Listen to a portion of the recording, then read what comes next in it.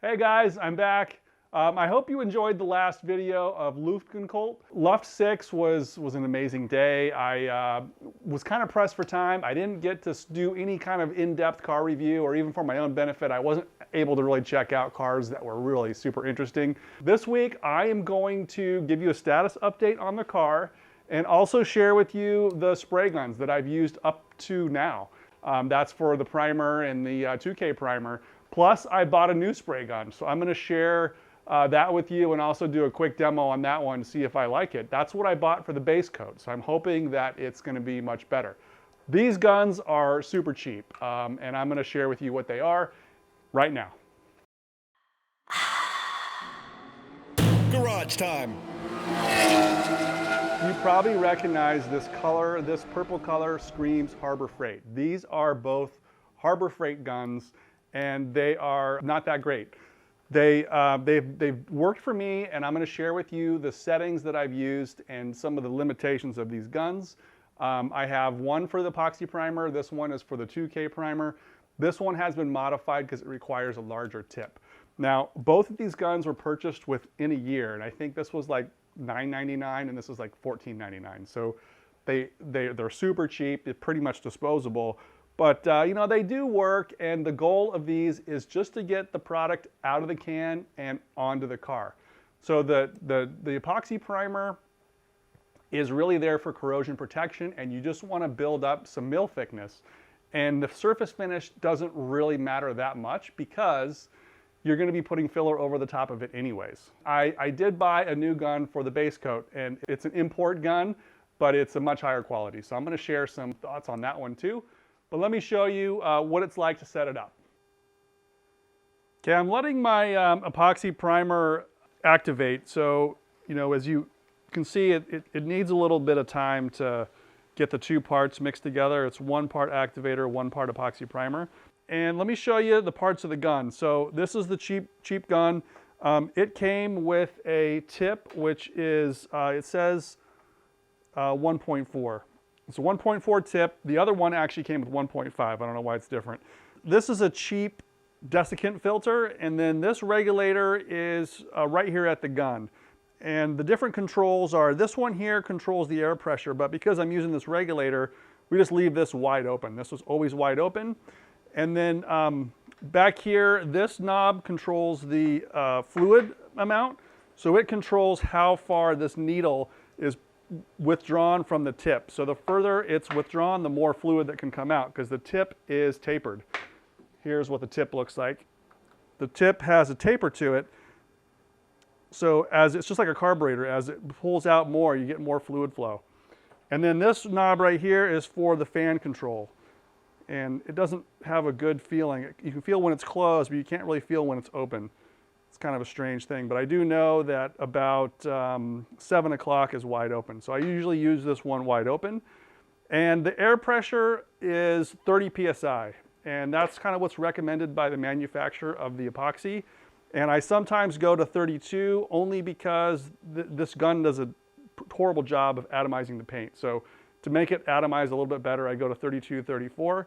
Let me hook it up to the air hose. Okay, there's no paint in here yet, so I can, you know, don't have my mask on.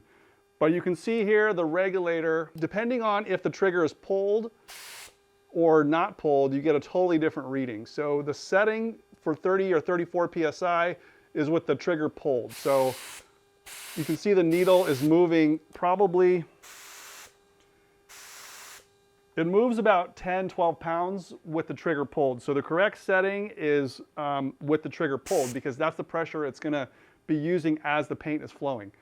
There's obviously some pressure drops in the gun, so that's why the regulator is done here at the gun, because there would be a lot of pressure loss in the hose. This is not a really big hose. So I have up to the end of this nozzle is probably like 90 PSI. And then that's just so this doesn't explode. And then the real pressure regulation is done at the regulator. So it goes from 90 to about 34 right here. And that's set with the trigger pulled. It's important to know. I've also marked the knob right here. This has a little indicator at 12 o'clock. So when this is fully closed, this is the fluid control. When this is fully closed, it's pretty much pointing right here at the top, 12 o'clock. So to get started, I back it off 1.5 turns. That's just to get started. I'll show you what it looks like when I spray it out. Okay, I have my mask on now, you can see.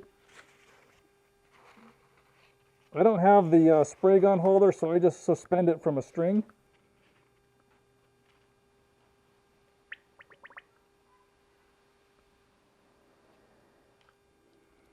Should definitely use a paint strainer because you don't want to clog up this cheap gun. Okay, the fluid flow is set all the way open. All the way open, and 1.5 turns on this.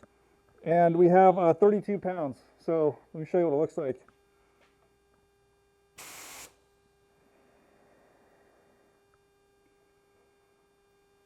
So this is about, I don't know, 4 inches. That's the best it can do. Even with the fan wide open, it only does 4 inches. So, you know, that's just what it is. Yeah, it's not a professional gun. That's about the best it could do. Now, if I increase the fluid flow, let me show you what happens. So that's 1 full turn out, 2.5 turns. When I do that, the atomization is worse. It just goes crazy. It's like the paint comes out in like droplets. It doesn't come out in a smooth fashion. It just kind of goes everywhere. So I like to go between 1.5 and 2 turns. If I open it all the way out,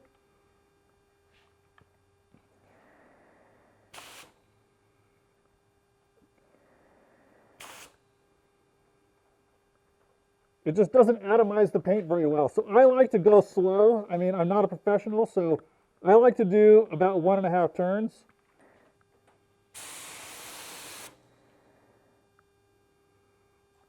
That's a little too slow, so then I can go about that much. This is the one where it was all the way open, and I don't know if you can see, but it's like droplets on the edges there. And then this is with it 1.5 turns. This is wide open, 1.5 turns. This is 1.5 turns. This is with it 2.5 turns, and it's starting to run. So it's too fast for me. I don't like that one. And this was also 2.5, but I didn't pull it as long. So every paint's a little different, but I'm going to put a little bit on the car, and then I'm going to switch guns. There's one little spot here that I oversanded when I was doing the spot filler. So I'm just going to put a quick bit of primer on here, and then that's it.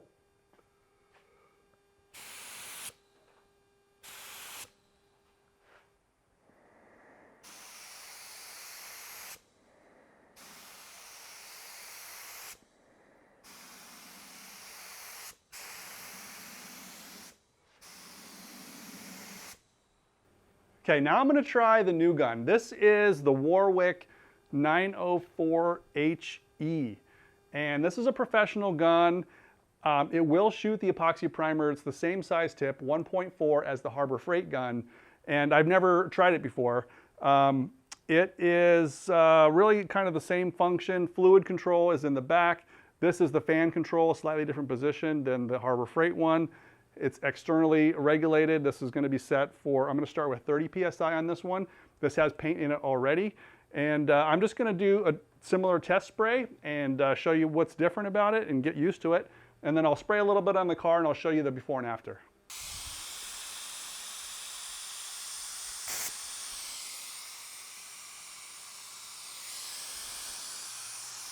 The 1.5 turns, 2 turns.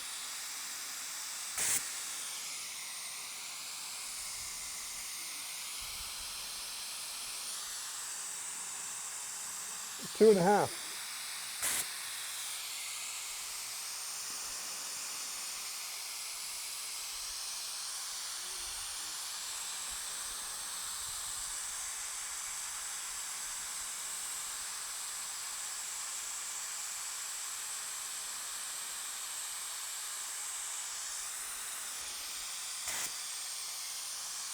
Just 1 turn out on this. This is the fan control.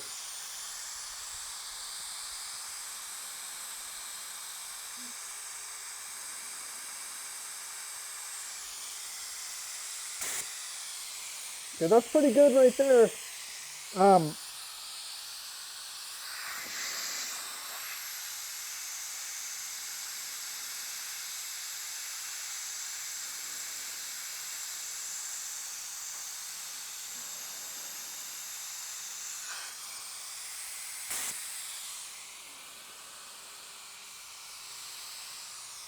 okay, that's one turn here, two turns here, and that's about what I'm used to.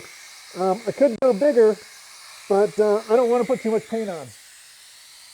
Okay, that was just a quick test. That was the first time I used that new spray gun, and you know, you get what you pay for. I mean, it not only does it give a bigger pattern, but it's way more adjustable. It atomizes the paint much better. I can show you on the car in a minute, but it's basically just easier to use. It just works better.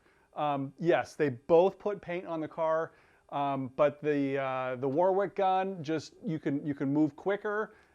You can have a bigger fan area, so you don't have to overlap as much, and it just spreads the stuff out, you know, more uniformly. And the droplet size is smaller. It's hard to show on camera, but I can try to show you on the car. Now, because I painted on top of filler, it's not a really good indication of the finish, because the filler tends to kind of soak in, the epoxy primer kind of soaks into the filler. It's a porous surface, so it doesn't really show as well as some other surfaces. There are a couple areas that do have epoxy primer, so I can try to show you, you know, some of the finish quality, but it's not a true test. All I can say is that the Warwick gun is hands down, you know, above and beyond what the Harbor Freight guns are. So my recommendation is, you know, if I was to do this again, I would have bought the Warwick gun sooner and then paid a little bit more, like maybe a $60 gun for the 2K primer. Now, I still haven't even shot the 2K primer. I'm going to see how the Harbor Freight gun does. But for someone like me, you know, if it's a smaller fan and I just have to go a little slower, it's not the end of the world for me. If I'm a professional and I'm getting paid by the hour, then absolutely, you know, the best tool is going to save you money and time. Let me show you on the car, and then I'll show you what I do to clean the guns. Okay, guys, this is the section right here. I did a little bit of epoxy primer on here. This is with the Harbor Freight gun, and then a little bit right here. And I don't know if you can see this. If you look really carefully, right where my thumb is, you can start to see just a little bit of orange peel. You know, and that's typical of the Harbor Freight gun. It's very blotchy because of the way that the epoxy soaks into the different fillers. Okay, right here I did a little bit with the Warwick gun, and I don't know if you can see, but it did lay, it's a little smoother. There's definitely no orange peel. It's just an easier to use gun. There are some sanding scratches in here. This really wasn't ready for epoxy primer, but I just shot it here anyways, just as I could kind of get an idea how it's shaping up. I'm a big fan of it so far. The real test will be on the base coat though. Okay, here are the guns taken apart to clean them. I just use paint thinner from the hardware store, and it doesn't take too long to kind of take the needle out, take the fluid tip off, both the outer one and the inner one, and just run this kind of pipe cleaner thing with paint thinner through here, get all the threads clean, and wipe down the needle.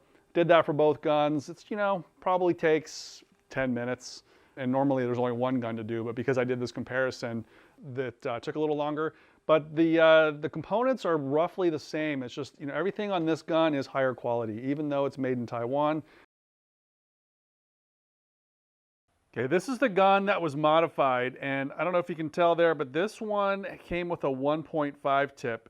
And all I did is I removed the steel portion. Let me take the cap off. Okay, this is the portion right here which controls the fluid flow. So this I removed it from the gun, and I just drilled it out with a 2mm drill bit, and then I cleaned up the inside of it using the actual needle. And so I just used some valve lapping compound and just burnished them two together and polished it up again. It doesn't leak, you know, if there's even paint thinner in here, I can hold it underneath, or it works fine. So I'm gonna do some test patterns right now with the 2K primer and make sure it's gonna work for the car. Okay, 2K primer.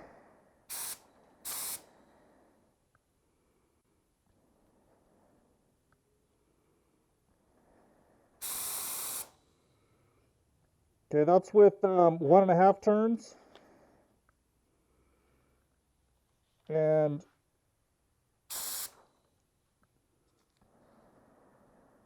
35 PSI. There's 2.5 turns. It's a little better.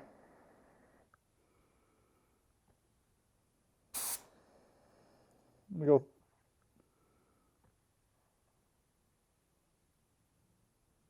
Three turns. That's pretty good. Go 3.5.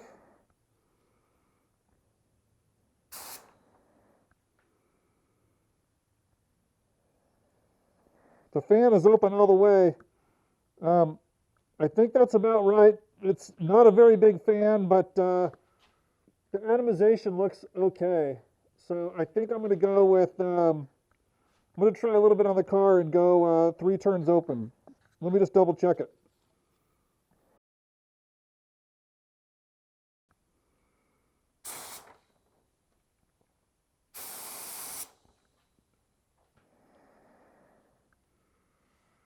Okay, that's probably the best I can do.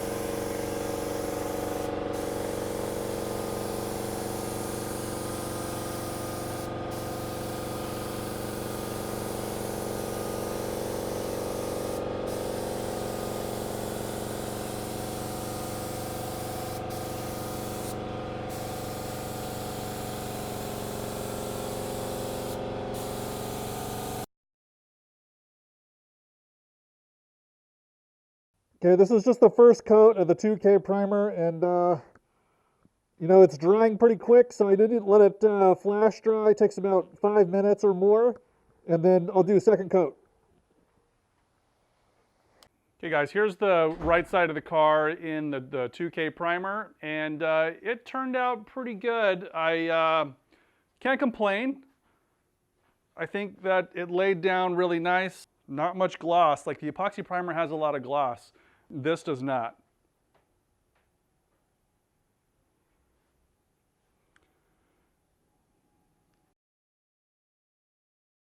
All right, guys, that went pretty well. I got the 2K primer on, and I finished 1.5 coats. Now, the first coat went really well.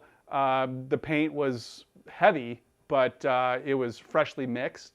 The second coat was probably waited too long. I was about the 30-minute mark. The pot life is around 30 to 45 minutes. So the second coat went on even slower than the first.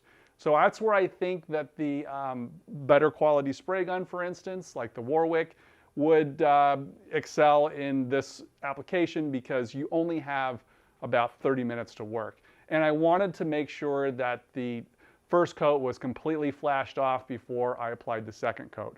So being the first time, I learned a lot. The Harbor Freight gun, you know, once again, it does have limitations. I suggest that you do your own research before you do what I'm doing. I'm just sharing kind of my experiences, good and bad. It does work, but I'm going to look into maybe getting the 2.0 or 2.2 tip from Warwick and try to shoot the primer maybe through the Warwick gun. So the status of the car right now is I have the roof blocked out with filler. It's ready for the next coat of epoxy primer and then 2K. The hood is also done. The deck lid is done. I need to fill up some scratches because I put a little primer on a little too early there just to test out the Warwick gun. But and then the driver's side is the filling is mostly done. I just need to go through and fill up some scratches with the 220, block sand it just a little bit more. So I think next week I'll have the car in its entirety in the 2K primer. So I'm going to be pushing it out into the sun, and additional time is always helpful. It says it dries pretty soon, but I watched a video by Mike M. He has a Porsche channel too. He's using PPG products, and he actually noticed how things are moving over time. He wanted to wait about a month before he felt comfortable with the material drying completely. And I think he's right. I agree with his method. The longer you wait before you sand it, the better. And his car is super nice. So I'm going to be doing that. Obviously, there's a lot of work to do. I got work on the roll cage. I got work on the floor pans. I got work on the seats. I got plenty to do while the outside is curing. So that's the status update, guys. Thanks for watching this video. Don't forget to check us out on Instagram. Check out the Patreon page. Links in the description below for all the equipment I used today. Take care.